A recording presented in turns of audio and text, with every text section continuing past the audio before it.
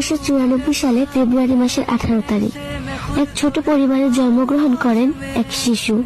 নিয়ম অনুসারে তার নাম রাখা হয় জাং হোসে।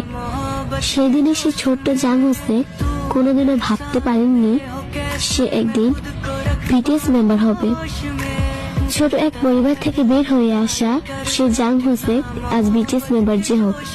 তবে ছোট এক পরিবারে বেড়ে ওঠা জাং হোসে থেকে বিশ্বের নাম্বার 1 কে-পপ বয়ব্যান্ড বিটিএস মেম্বার যে হয়ে ওঠার গল্পটা খুব একটা সহজ ছিল না। শুনতে হয়েছে তাকে হাজারো খারাপ মন্তব্য। তার কঠোর পরিশ্রম তার ভক্তদের ভালোবাসায় তাকে পৌঁছে দিয়েছে সাফল্যের উচ্চ স্থানে। হ্যাঁ, আজকে আমাদের সেই জাং হোসের বার্থডে। আজকের এই দিনে আপনার জন্মদিন পালন করার মতো সাধ্য হয়তো আমার নেই, তবে আল্লাহর কাছে দুহাত তুলে দোয়া করব আল্লাহ যেন আপনাকে সারা জীবন হাসি খুশি রাখে। Happy birthday our Sunshine.